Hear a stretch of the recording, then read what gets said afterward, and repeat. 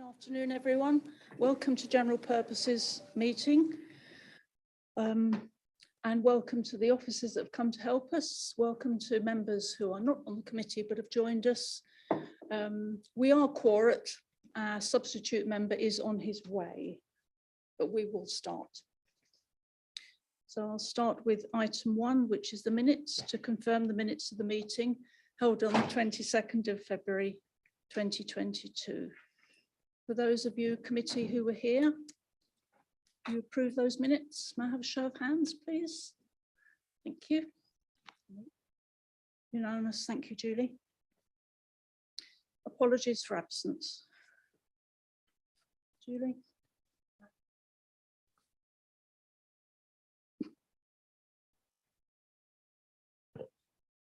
Thank you, Madam Chairman. I have 2 apologies from Councillor Ashby and Councillor Hambidge, and Councillor Dygan is here as substitute.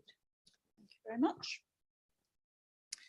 Item 3, declaration of interest. If any member has a disclosable pecuniary interest, please declare it, or if you suddenly think of it partway through the meeting, will you please let us know?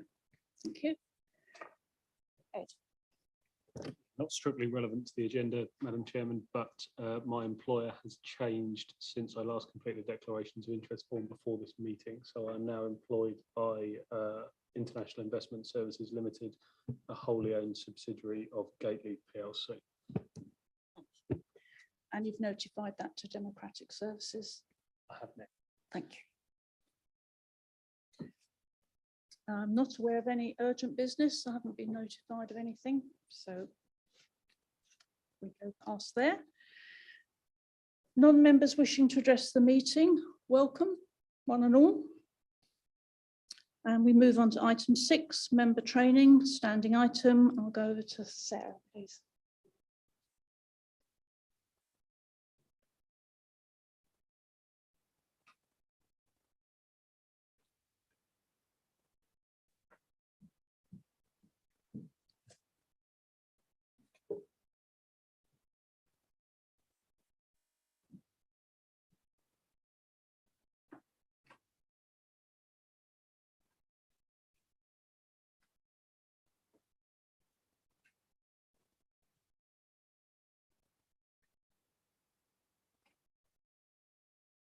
Thank you, Chair. Sorry for the delay. That's all right. Just a very quick verbal update for everybody around member development. So the budget for this year for member development has been set at £7,000, which was the budget for last year as well. At the last meeting, we had a discussion about how we could improve the members page. Since that meeting took place, we've sent out a survey link to all members, so that they can feed back their thoughts on how we could improve the pages and make them more useful for all of our members going forward. So as soon as we have any further information and feedback from that, we'll come back to you all. In terms of member training coming up, there's no scheduled training in the short term. However, we are working with colleagues to ensure that training on mental health awareness and also safeguarding will take place in the coming months. Thank you very Happy much. to take any questions though. Okay. Committee members, any questions for Sarah? Susan.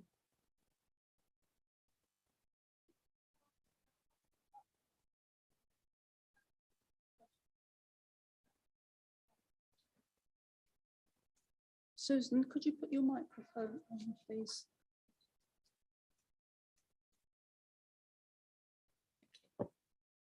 So I haven't evaluated the feedback yet. So what I can do though is I can send an update round to everybody via email to say what kind of uptake we've had. So I've not had any feedback from the digital team yet to say what the response rate has been so far, but we'll have a look at that. And if we haven't had a particularly high response, we'll do probably at least another reminder to people as well.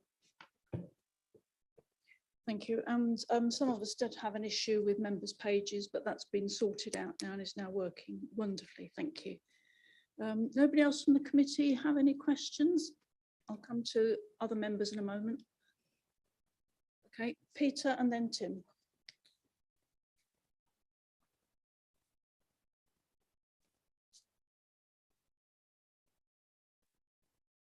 Green. Thanks, Sarah. You said the budget was set at 7,000, and was last year's budget, obviously due to COVID and things like that, was it used? And if not, is it carrying on and adding to the £7,000 for this coming year? Normally the budgets don't carry over. We reset the budget. So if there is an underspend, I believe there was, I don't want to give you the wrong information, but I believe there was a small underspend. If Chair, I don't know if you have got the latest figures, but I can check that again and come back to you. But there was a small underspend, yeah. Thank you. Tim.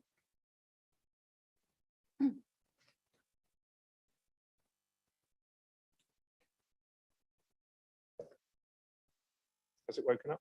It has woken up. Just an observation. I think the Hut 6 security training is still ongoing at the moment. I've participated in a number of those exercises.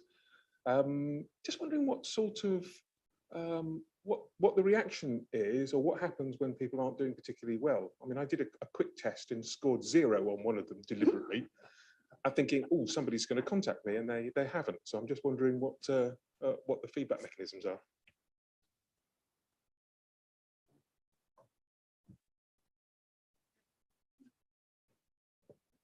Jason Cole will come back to you on that one. And in fact, he asked me just to remind everybody, I think the deadline for completing that training was yesterday. So if you haven't had a chance to complete it, we'd really encourage you to do so. But I don't know whether you've got any information, Jason, further than that.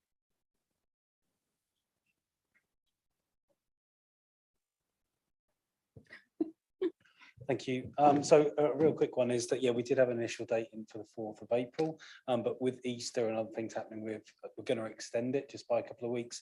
And then Hut 6 provide, I think it's well, a report when we ask. It's not necessarily weekly or monthly. And when we get the report, we'll then review it. I think everyone's aware that we run simulated fishing exercises. So there'll be an activity where a bit of a Venn diagram, and if people maybe aren't doing their training and they do make an error on the simulated fishing exercises, then they'll be contacted and some additional training and support can be offered. So you're absolutely right, Councillor Burt, that we do need to track that data. That's for officers as well as members, and we'll be doing so and following up as required. We do. Okay. Thank you. Yes, I've got halfway through the Hut 6, so I'm glad you're extending it, because it says if you've got an odd 10 minutes, do it, but you need to sit and concentrate and do it properly so that you don't score 0. I think I scored 83% on one module. Yeah, but it's certainly worth, if you haven't had a look at it, to do it, because it's very easy to get complacent with IT stuff. Any other questions for Sarah or comments? No, thank you very much, Sarah. So we move on to item 7. I've had apologies from Councillor Webb, as she has a family matter to deal with. So I'm looking to Jill to lead on this one, please.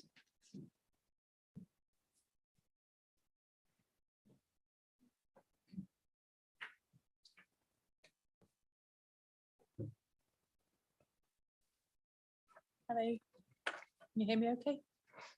Okay. You might just want to move the microphone a bit closer.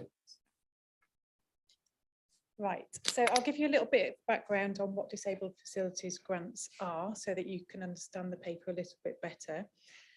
Where someone can be insisted to remain in or return to their home by having adaptations done, they can apply for a grant to cover the cost of this. The grant is means tested, so therefore not everyone will qualify for it. But if anyone contacts us and doesn't qualify for it, we still direct them to social services so that they can have an assessment of their needs. And they can then help them source someone to do the work for them, which they would have to pay for themselves. Each grant is for a maximum of 30,000, but the average grant is about £5,000. The service is funded through the Better Care Fund, which is a budget held by Norfolk County Council, but each district council receives an amount which is set by central government. It's then passed on to the district councils. Each district council receives different amounts, and this is allocated according to the population data of age and income. So the older our population is and the lower the income levels, the more we get apportioned to us. So this service itself diverts costs and resources away from hospitals and other costly services by preventing hospital and care admission or promoting a quicker return home after people have been in hospital. The grants and adaptations team, the one that we've got now, was formed in March 2021 to deliver the assessments and the actual delivery of the work that was required. It consists of the following roles, which are in line with how other local authorities staff their services. Grants assistant does the admin, is the first point of contact. The caseworker is the person who coordinates all the work. They are kind of the hand holders with the customers. It's a really important role that kind of troubleshoots and makes sure that everyone is happy with what's happening and everyone knows what's happening too. And then finally, you've got the technical officer who draws up the schedule of works and liaises with the contractors initially who are going to do the work. We also have within the service, but not funded through us, an occupational therapist and an assistant practitioner. They work directly for social services, but are part of our team, and it's called the Integrated Housing Adaptations Team altogether. When the team was formed in March 2021, 3 posts were permanent posts and 2.5 of them were temporary, which gave us time for the service to bed in and to develop an understanding of the needs and demands. Because this was a new service to us at Breckland Council at this point, at the height of COVID, we weren't entirely sure what we would need going forwards. Over the last year, the team has reduced the backlog of cases awaiting assessment, and we now know what is needed to deliver the service at the current rate of demand. We know that we get between 10 and 15 new requests every week. So the proposal in the paper is to make the temporary post permanent in order to ensure a stable team that can provide the best service going forwards. We've been really lucky in having recruited some excellent members of staff, and I'm keen to keep those because they work very well together. The budget for the adaptations and staffing is, as I said, from the Better Care Fund, set by central government and distributed by Norfolk County Council. It's of no cost to Breckland Council, the service. It's good practice to use up to 15% of the budget for staff costs, although this is not in legislation anywhere. We are left to decide ourselves how we use the budget. This proposal would take the staff cost to 17% in year 4 if there were no staff turnover and no increase in the Better Care Fund. However, we know that the entire Better Care Fund for the country is increasing by 13.5% this year, and we anticipate that our share will increase by a similar percentage, especially as Breckland has an increasing number of people who are getting older and are also in lower income brackets than the other Norfolk councils do. I'm also hoping there won't be any staff turnover in the next 4 years because I love the staff we've got, but you never know. Are there any questions on the proposal to make the temporary staff permanent? Thank you, Jill. I'll go to the committee first. Ed.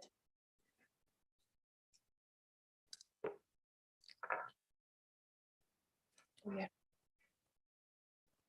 So, thanks, Jill. Just 2 that I think should be quite straightforward in terms of benchmarking and the average wait time. That I know there's not an average wait time per se in the report, but do we benchmark ourselves against Kingsland and West Norfolk, North Norfolk areas that might have a similar demographic and have similar challenges? Because some friendly competition might always be nice if we were the most efficient processing district in the county. And then the second point is just the sort of key on this around returning after hospital.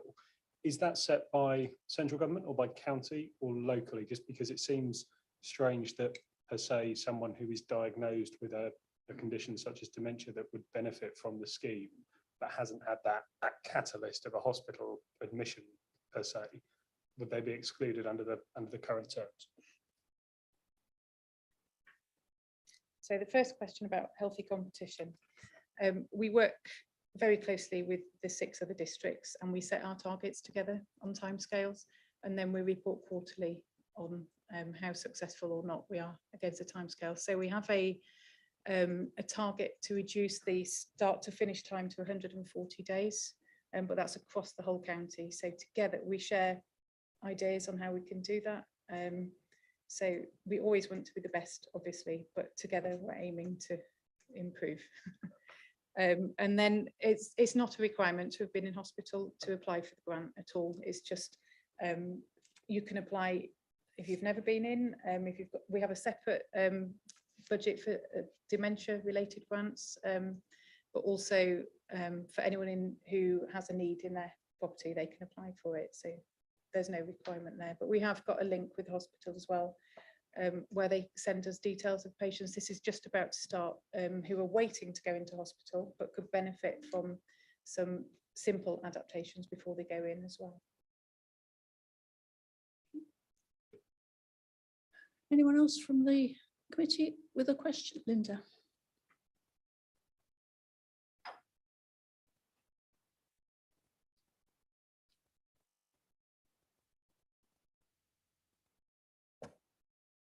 I was only going to ask for confirmation at 1.7 on the report here in front of us. It says between April and December, the team assessed and completed 24 applications and assessed and started work on 246 applications. So does that mean you dealt with 270 in all? And what does completed actually mean? Does that mean the work done? So 24 have been completed. Thank you. So at December, which was the last time we did the assessment, we're just about to do it again for the last quarter. 24 had gone from start to finish in that time. But there were a lot that were in progress at that point. So I expect that when we now review the quarter we've just finished, many of those 246 will have been completed.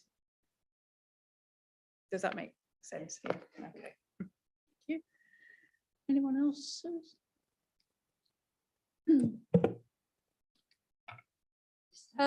Any expectation that the numbers might rise in the next few months when people get to know about the service? Because I appreciate last year it was a pandemic and probably people didn't know about it.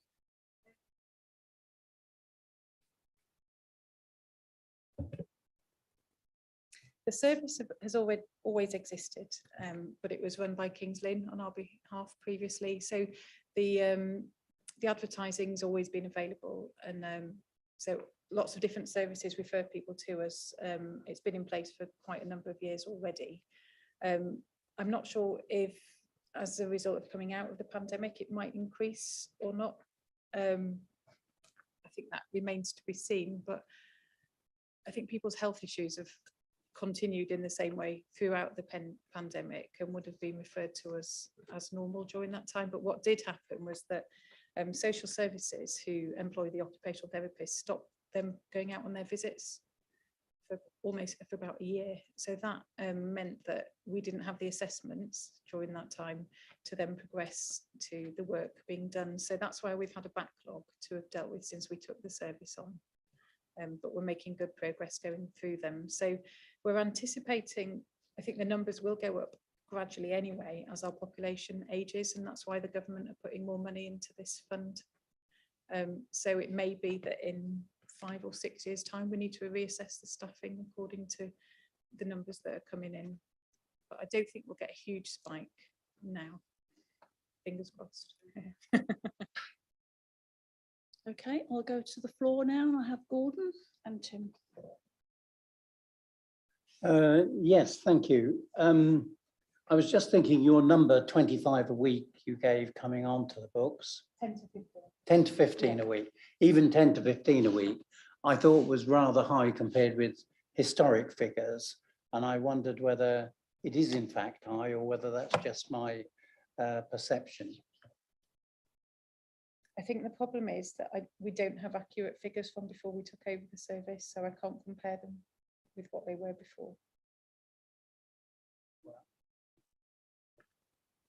I can remember them as being lower than that. Yeah, thank you. Thank you. I just wanted to understand a little bit more about the occupational therapy that's offered and that staffing level. So I noted that, what is it saying, 1.5, that we're employing a private occupational therapist, and we plan to do so, which you say in 2.5 of the agenda. Now, if we're dealing with that number of cases, is there any merit in us employing a fractional post or even a full-time post for an OT, in that they might be able to help reduce the need for aids and adaptions, and also look back at those that we've already put in or people that have already applied to help them stay in their homes longer by the work that OTs generally do and that actually help people continuously. So I'm just wondering whether that's a sort of a more cost-effective role for helping more people with the same amount of money. What's the consideration? How's it been worked through? So the OT service isn't normally funded by us. That's not normally a district council that would do that. The reason that we employed someone privately was because the OT that was provided by the county council wasn't allowed to go on visits. And then she was unfortunately off sick for a very, very long time. So we, as a district, recognised that we didn't want to allow the backlog to keep building up. So we decided to use some of the Better Care Fund underspend from the previous year to pay for an OT direct, which is a lot more expensive than hiring your own OT. At the moment, there is a piece of work being done by the county OT manager to look at the need and whether they should be increasing the staffing levels of the occupational therapists to deal with the demand as it is now. So that sits with them, with us inputting into it. I wouldn't see us employing our own OT in the future unless that relationship broke down with the county council. I've just got 2 points, Jill. The Better Care Fund, I know it's really difficult in these economic times to forecast anything, but does that have a set life at the moment, or do we hope it rolls on and on? We know that for the next 3 years, including this one that we're just starting in now, that there's the 13.5% increase. So we know what that is every year, and it won't go up during that time. So it's set, but we don't yet know what our allocation is from it. But whatever our allocation is this year will be the same for the next 2 years. Thank you. And my second point is about liaising with the hospital. And I'm sure many of us as ward members, we've often had a phone call from somebody who's arrived home having got a new hip or something. And then the process starts for looking at adaptions into the home. And I'm sure I remember, Gordon can probably remember with me, some time ago, that there used to be some liaison with the hospital pre-discharge so that the process could start early. Is that still there? Sometimes. So, yes. Can we look to increase sometimes to as often as we possibly can? Yeah, I think we're always looking to increase that communication, really, and to get it to work better than it does. Because just picking up Tim's point, a lot of preventive work is better than reactive work, isn't it? And again, as ward members, we've had people ring up absolutely stressed out because mother-in-law or somebody's been delivered home and they can't get up a step, or there isn't a grab rail for the bath or whatever. And if we'd been able to work on that in that gap when they were in hospital, it would have taken that stress out of the situation as well. And I would hazard to say prevent further falls and things. So it's about prevention being better than cure. Yeah, and I think in the past we haven't been able to respond as quickly as we can now as well. So I think the better service that we're providing might promote them giving us more information beforehand as well. Good. Yeah. Okay. Peter. You know, you pointed that out, Chairman, but that was a standalone service we funded here in Brecon, starting in 2015, for the hospital to home service, where there was we funded whatever they needed, handyman to put some bath rails in or steps or whatever. So is that still included in this? I know you just said it's not often done, but I think it probably should be. Yeah, as well as, so the Better Care Fund is mostly disabled facilities grants, but we also use some of it for, and the disabled facility grant is mandatory, but we're allowed to use some of it for discretionary, and that's where we look to do that kind of work as well, with a discretionary element. I think to summarise that before we go to the recommendation is again, and it's a plea I always make from this position, use the members to get the information out there. You know, if we can put something in our parish magazines about disabled facilities grants, like we have just done with other stuff, because half the world out there doesn't know it exists. Could increase your workload, of course, but at least we're Yeah. doing our job to try and share that information with family. And with the dementia grant, which is called the Forget Me Not grant, we don't have a very good take up of that. So it would be, that's a good idea then to, if I send out the flyer to members, Absolutely. to ask them to put them in the Yes. parish magazines. That'd be Yes. good. That'd be great. Thank you very much. Yes. And just on that point about demand, I think, you know, that while we haven't seen the social care white paper yet, it's evident that people staying in their own homes as opposed to going into residential care is the direction of travel. It's more cost effective and it allows people to live longer, healthier, happier, more independent lives. So it would feel that almost having a contingency plan in place to be able to bring this report back in 12 months and say we need, you know, another 2 temporary posts that could become permanent would be a sensible place to plan for, because it feels like it's very much a national direction of travel. And with the ageing population we have in the county being higher than most, I don't think it will be too long before we're having a conversation about additional resource to process the workflow. Okay, if there's nothing else from the floor, we have a recommendation that 2.5 FTE temporary posts in the team are made permanent. Do I have a show of hands to accept that recommendation? Sorry, Sarah. We've just stopped doing that at Parish Council. Don't do seconding. May I have a seconder? Thank you, Ed. All in favour? Unanimous. Thank you, Julie.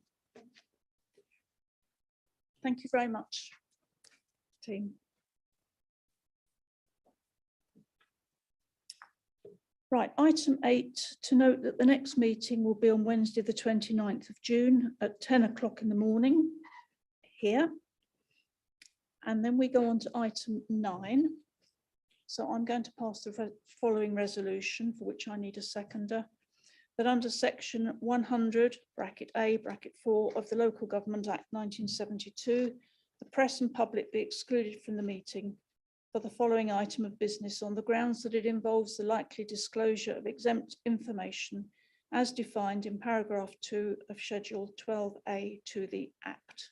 Do I have a seconder? Thank you. I have Ed, Julie, all in favour?